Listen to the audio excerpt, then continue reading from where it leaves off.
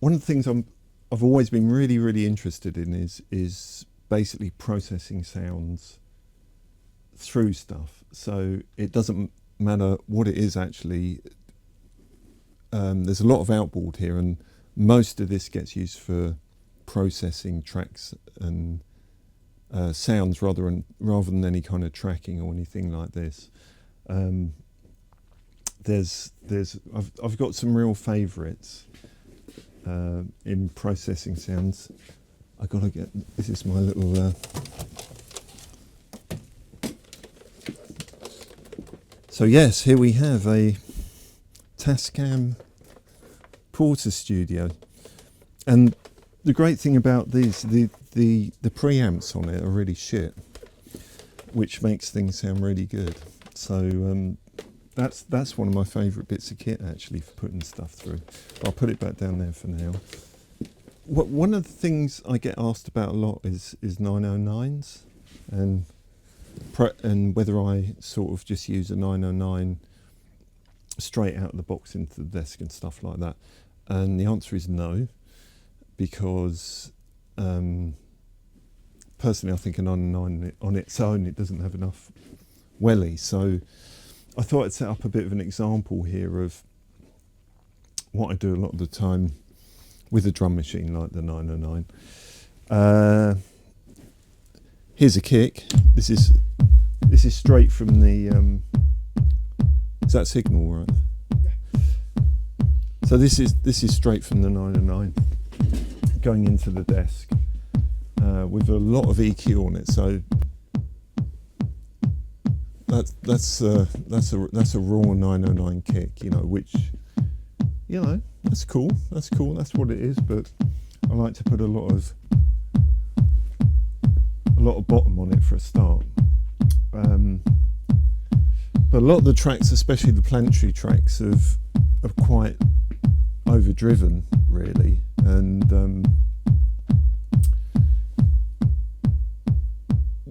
when the early mixing desks,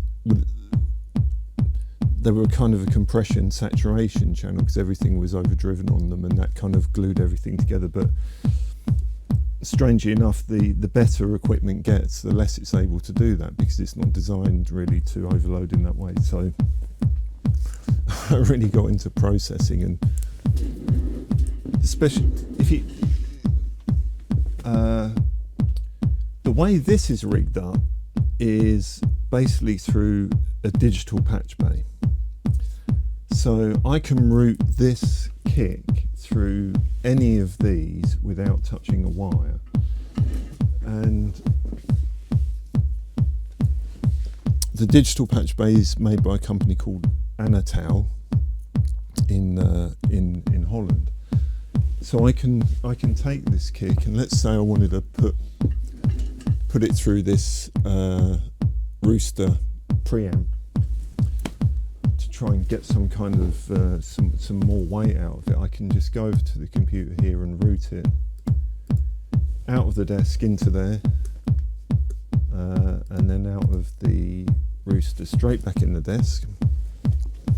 And if I click that in on the insert,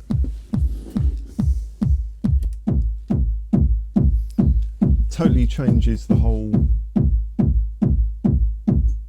thing, but it's still analog. It's not a sample. It's still coming from the machine. And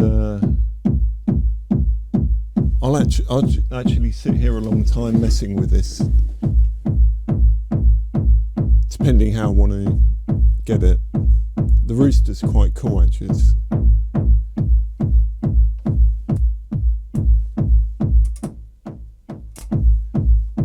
It's basically valve saturation, but I could, you know, I might be doing something with that, but I might think, oh, I might want to route it through one of the compressors here. Just I know this compressor, the Acme one's particularly heavy duty, so I can take it out of the Rooster and into one of them. Where's the output of that XLA1? Hello. Here we go. It's a bit much.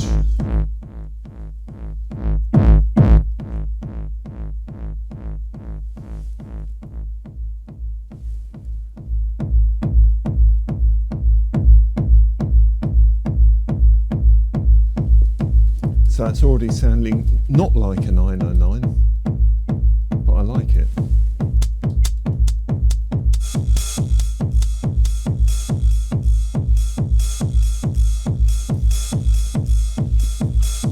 It's a pretty old school sound actually, that. But if you got something like that and you just, it's just amazing the difference between, that's a straight 909. You just put it through some, and actually that's really emulating the old desks, you know, the sounds you used to be able to get out of the old desk.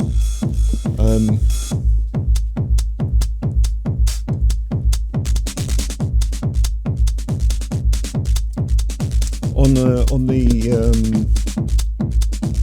straight shoot, the Planetary album, I can't remember what it's called actually, on tracks like Say It Loud off the last album and Devotion, that was all done basically this way. So the whole album was me putting two 909s through stuff and then recording them as a beat and putting stuff on top. So it started totally this way.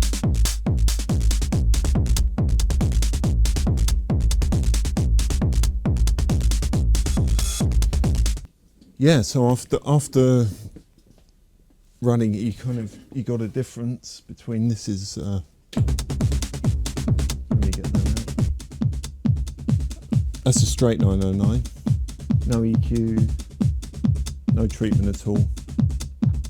And then you kick it in.